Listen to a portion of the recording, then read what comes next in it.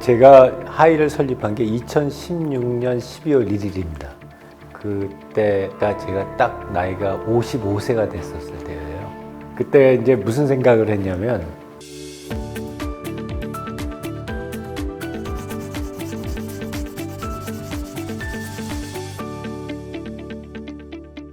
대학 교수들은 65세에 정년 퇴임을 하거든요. 그럼 이제 10년이 남아 있었을 때였는데 더 늦기 전에 진짜 내가 하는 걸로 직접적으로 뭔가 도움을 줄 수 있으면 좋겠다 하는 생각을 했습니다. 그래서 제가 하는 걸 가지고 뭘 하면 도움이 될 수 있을까를 여러 가지를 해봤었는데 사람이 제일 급한 것 중에 하나는 어디가 아플 때, 그럴 때 그 건강을 되찾는 것, 그리고 조금 더 나가서 더 건강해지는 것, 그거 이상으로 정말 직접적인 베네핏을 받는 그런 것이 별로 없더라고요. 아까 말씀 주신 내용 중에 건강에 대해서 고민을 하시고 이런 디지털 치료제 사업에 들어오신 것 같은데 뭐 특별한 계기가 있었나요? 사실 처음에는 회사 설립했었을 땐 제가 아무래도 이제 테크놀로지를 하는 사람이니까 이 기술 쪽에 너무 오리엔티드 돼서 로봇을 만들었어요.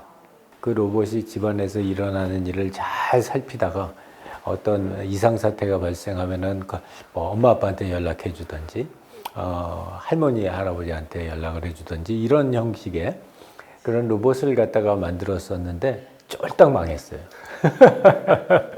조금은 슬픈 일이 있었습니다. 전혀 의도치 않았던 일이었고, 이제 제 제자 중에 지금은 세상을 떠났는데 고대 교수를 하는 친구가 있었댔어요. 근데 이제 그 고대 교수 하는 친구가 이대 목동병원하고 같이 해서 어르신들 마음 건강 챙겨주는 그런 프로젝트를 하고 있었는데, 제 제자가 조금 심장에 문제가 있어서 젊은 나이에 갔어요. 그 프로젝트를 하다 말고. 그래서 이제 이대 병원에서 저희 쪽 전공을 한 사람이 그렇게 많지가 않으니까 이렇게 찾아 하다 보니까 이제 그 우리 제자의 지도 교수가 연세대학교에 있는데 이렇게 했다. 근데 뭐 회사를 차렸다더라. 그래서 연결이 돼서 제자가 시작해 놓고 못 끝낸 거를 갖다가 받아서 시작했던 게 지금 우리 치매, 경도인지장애 조기 선별하고 그 다음에 치료 제공해주는 그 예방하는 그런 걸 하는 그 프로젝트를 그때 시작을 했어요. 하이가 제공하는 디지털 치료제에 대해서 모두가 알아들을 수 있게 설명 부탁드려요. 우리가 감기에 걸리면 병원에 가서 감기약을 먹죠. 우리가 마음이 아프면 어떡하죠? 병원에 가서 진찰을 받고 하죠. 근데 우리가 이렇게 쉽게 하고 있는 일들 중에 우리가 이런 디지털 기술을 통해서 진단도 하고 선별도 하고 치료도 하고 예방도 할 수 있다. 그런 관점에서 시작하는 것이 디지털 치료제다. 근데 그런 특히 소프트웨어를 중심으로. 저희가 치료제라는 말을 들었을 때 보통 주사제 아니면 먹는 약 이렇게 물리적인 형태를 많이 떠올리게 되는데 디지털 치료제라는 말을 들었을 때 일반 분들이 생각하시기에 이거 좀 뜬구름 잡는 거 아니야? 라는 표현들을 할 수도 있을 것 같거든요. 네. 과학적으로 입증이 얼마나 가능한 건지 실제로 얼마나 효과가 있을 수 있는 건지 설명을 해주실 수 있을까요? 그럼요. 이게 우리가 입으로 먹는 것도 아니고 주사를 맞는 것도 아닌데 그냥 소프트웨어를 사용만 한다고 어떤 질병이 나올 수 있을까? 굉장히 많이들 걱정들 하시고요. 그럼 못 믿는 분들도 꽤 많이 있으시고. 근데 이제 우리 미국 FDA 식약청이 지금서부터 한 4년 전 정도에 이런 얘기를 아주 중대한 발표를 했습니다. 그게 뭐였냐면 이제는 소프트웨어만 가지고 어떤 진단을 하던 치료를 하던 또는 관리를 하더라도 그것도 우리가 먹는 약이나 맞는 주사약하고 동일하게 처리를 해주겠다. 단 조건이 있다. 어떤 조건이 있냐? 이러이러한 효과가 있다라는 걸 갖다 입증해야 되고, 두 번째는 그렇게 하는 과정에 명확한 논리가 있어야 된다라는 걸 갖다 이야기를 했고요. 세 번째는 특정 질환을 대상으로 해야 된다. 그러니까 이게 그냥 마음을 편하게 해줍니다. 이러면 안 되는 거죠. 그러니까 뭐 예를 들어서 우울증을 치료를 해드립니다. 이건 특정 질환을 갖다 대상으로 하는 거니까. 그래서 이걸 그런 조건을 만족하는 걸 우리가 SAMD, Software as Medical Device라고 하거든요. 그래서 디지털 치료제라는 건 협의의 디지털 치료제는 이런 SAMD를 얘기를 하는 거고, 그건 앞서서 얘기했던 세 가지 조건, 특정 질환이 있어야 되고, 그거를 갖다가 실제로 사용했었을 때 효과가 있다는 걸 입증해야 되고, 근데 그 효과가 그냥 어쩌다 나온 게 아니라 명백한 논리적인 근거를 가지고 만들어내야 된다. 지금 하이에서 중점을 두고 진행하고 있는 사업들, 네. 구체적인 사업 내용, 구체적인 디지털 치료제의 이름과 개념. 저희가 하는 건 주로 브레인 사이언스 또는 머리하고 관련된 일들 갖다 주로 하고요. 그러니까 주로 이제 대표적인 게 치매 또는 경도 인지 장애, 그런 것들이 우리가 질환 이름이고, 전체적인 범주는 이제 인지 장애, 현재 인지 장애가 많이 저하되고 있는지, 얼마나 나빠졌는지, 그리고 그거에 따라서 그걸 갖다가 조금 나빠지는 속도를 느리게 가게 할 수 있는 방법은 없는지, 이런 것들이 저희 제품명으로 알츠가드라고 하는 제품이 있습니다. 또 얼마만큼이나 이런 인지 저하를 경험하고 계시는지를 갖다 측정하고, 그렇게 측정된 결과에 따라서 그 결과에 맞는 커스터마이즈된, 그러니까 맞춤형 그런 치료 방법을 갖다 제공하는 그런 치료제를 갖다 개발을 하고 있습니다. 젊은이들의 마음 건강을 위한 제품은 따로 개발하고 네. 계신 게 없나요? 직장 근로자들 대상으로 해서 마음 건강을, 그것도 역시 마찬가지로 현재 얼마나 나쁜가를 갖다 측정하고, 그 우리 마음 정원이라고 하는 건 아까 잠깐 드렸던 것처럼 이제 마음 건강과 젊은이 사람들, 특히 직장인들의 마음 건강과 관련된 치료제이기도 하고 서비스이기도 하고 그렇습니다. 저희가 작년에 16만 명이 쓰셨어요. 그래서 그 16만 명의 데이터를 갖다 쫙 분석을 해봤더니 정말 좀 깜짝 놀랐어요. 왜냐하면은 젊은 직장인들의 마음 건강이 진짜 안 좋습니다. 우리나라. 특히 20, 30대, 40대 직장인들 같은 경우가 굉장히 어렵고요. 그런 분들이 이거를 통해서 본인이 지금 얼마나 안 좋은지를 먼저 자각하실 수 있게 해드리는 것. 사업이지 않습니까? 네, 사업이죠. 네. 수익을 내야 될 것 같은데 돈을 벌 수 있는 시장인지 그런 것도 궁금하긴 하거든요. 낯선데 제 생각에는 아마 그 낯설음이 없어지는 시기가 점점 땡겨지고 있다라고 생각을 합니다.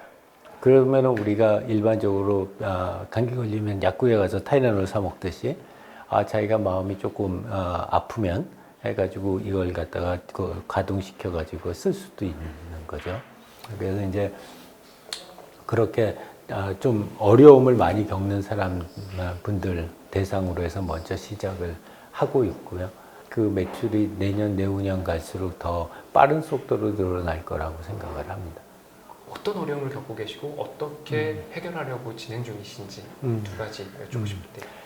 우리가 약을 꺼내가지고 캡슐 하나 먹는 것도 사람들이 꾸준히 안 먹잖아요. 최근에 발간된 논문에 따르면 한 10% 정도뿐이야. 한 달 끝까지 사용한 사람이 10%뿐이 안 되는 그런 굉장히 어려운 상황이라고 저는 보여지고요. 그래서 저희가 하고 있는 거는 그 컴플라이언스를 어떻게 하면 높일까? 이게 되게 어려운 일인데, 그 컴플라이언스를 높이는 방법을 최대한 많이 연구도 하고 그걸 시스템으로 만들고 있고요. 하이를 통해서 달성하고자 하는 목표, 앞에서도 간단하게 말씀해 주셨지만 한 번 더 정리해서 말씀해 주시면 어떤 게 있을까요?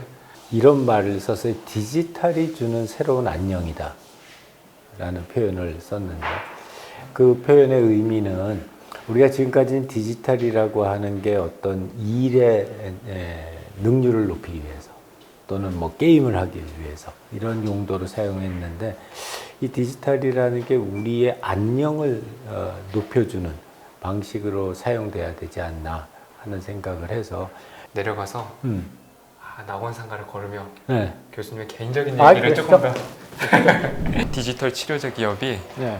어쩌다 네. 네. 악기상가에 자리가 잡게 됐는지. 저희 여기 자리 잡게 된 가장 큰 이유 중에 하나는 환자분들이 여기 많아요. 무슨 얘기냐면 치매라든지 뇌졸중이라든지 파킨슨이라든지 이런 그 치료제를 하는데 여기가 아주 유명한 탁골공원 있잖아요. 그 낙원동이 우리나라의 그 시니어 분들이 모이시는 아주 대표적인 랜드마크 같은 데거든요. 그래서 이제 제가 처음에 이쪽으로 이사를 가자. 이제 직원들이 막 반대를 하는 거예요. 거기 가면은 우리 신규 직원들을 못 뽑는다. 칙칙하고 막 이래서 아무도 안 올 거다. 그러고 나서 진짜 그렇게 위험한가? 치안이 정말 안 좋은가를 확인을 하려고 저희 탁골공원 옆에 가면은 파출소가 하나 있습니다. 밤 10시 정도에 이제 그 파출소에 가서 파출소 소장님한테 이런 이유 때문에 여기를 회사를 옮길까 생각하는 중인데 어떻게 생각하시냐? 웬만하면 오지 마시죠 이러는 거예요. 근데 웬만하면 오지 마시죠라고 한 것 치고는 네. 직원분들의 이 아주 행복하게 사무실에 계시는 것 같고. 네. 예를 들어서 우리가 강남 다른 스타트업처럼 강남에다가 어떤 하이라이즈 빌딩에 사무실을 만들었다. 그러면 우리 대상 고객을 만나러 가려면 뭐 정말 어려울 텐데 여기는 걸어서 내려가면은 지천에. 그럼 혹시 악기가 워낙 많이 보이고 악기 네. 소리도 들리고 하니 교수님 혹시 네. 악기 다루실 줄 아쉽게도 제가 그 재주가 없습니다. 그러면 자연스럽게 네. 악기를 다루실 줄 모른다. 혹시 학창 시절에 공부만 하신 건 아닙니까? 공부만 했다고 해야 되겠죠. 여기서 아직 교수니까. 어떤 학문에 관심이 있으셨고 어쩌다 HCI라는 사람들에게 조금 낯선 학문이잖아요. 네. 어쩌다 그렇게 들어가게 되셨는지 궁금하거든요. 네. 그 좋은 은사를 만났습니다. 제가 이제 미국에 처음에는 돈을 벌어야 되겠다. 그래서 이제 MBA를 하러 가가지고 MBA 공부를 갖다 하고서 미국 컨설팅 펌에서 일을 하는데 저희 석사 때 지도 교수님이 요새 이렇게 아주 재미있는 분야가 있는데 이제 막 시작했다. 근데 너하고 참 잘 어울릴 것 같다 했는데 이 그림 한 장이 딱 있는데 그 그림이 뭐였냐면 사람의 뇌를 되게 간단하게 표현한 그런 그림이었댔어요. 근데 그 그림의 의미가 뭐냐면 사람이 눈으로 어떻게 정보를 받아들여서 어떻게 해석해서 어떻게 행동으로 옮기는지 굉장히 간단하게 표현해 준 그림이었는데 그걸 보고 나서 야 이렇게 구체적으로 이 우리 머릿속에 있는 작용들을 갖다가 알아낼 수 있고 또 그걸 알고서 뭔가 새로운 제품이나 서비스를 만들 수 있다면 되게 재밌겠다 해가지고 시작을 했죠. AI가 미래에 어떤 모습일지 교수님은 어떤 미래를 그리시는지 궁금하거든요. 제 생각에는 AI가 들어간 제품과 안 들어간 제품을 구분을 못 할 겁니다. 왜냐하면 다 들어가 있을 테니까. 앞으로 빠른 시일 내에 AI를 생각하지 않고 어떤 제품이나 서비스를 생각하기 어려운 시기가 될 거라고 생각하고요. 인터넷이 보급되는 것보다 모바일이 훨씬 빨랐고 모바일이 보급되는 것보다 AI가 보급되는 게 더 빨릴 거다. 이거 좋다. 좋네요. 네. 이야, 저희가 AI 얘기를 하는 동안에 가장 사람 냄새 나는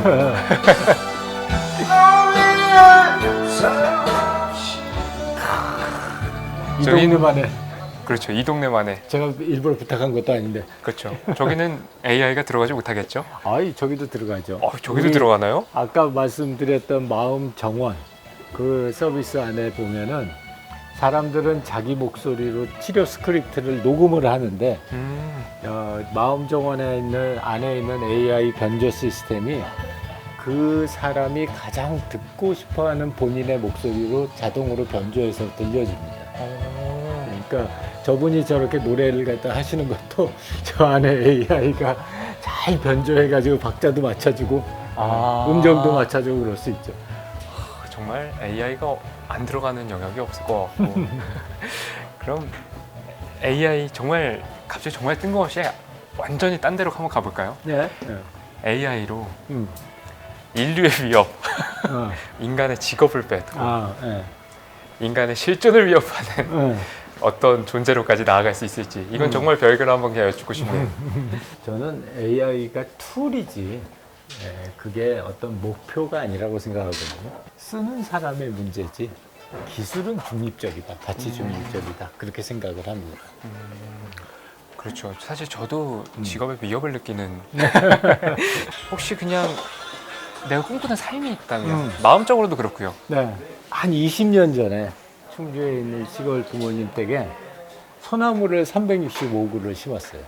오. 네, 요만한 거를 365그루를 갖다가 심어서 그때 생각은 하루에 나무 하나씩 잘 관리하면 1년을 지나면은 365그루를 잘 관리를 해서 이 다음에 내가 이 세상 떠날 때 그 적어도 하여튼 내가 여기서 쉰 숨은 얘네들이 커버할 수 있게 해주겠다.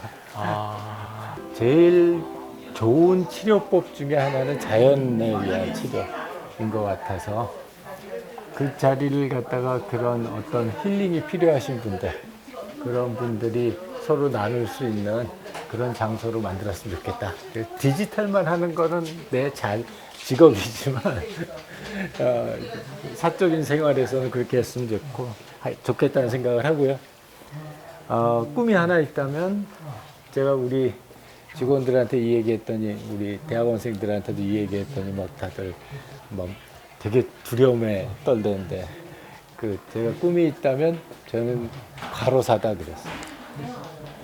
정말 직원들이 생각하기에 아찔한 말씀을 하셨네요. 네.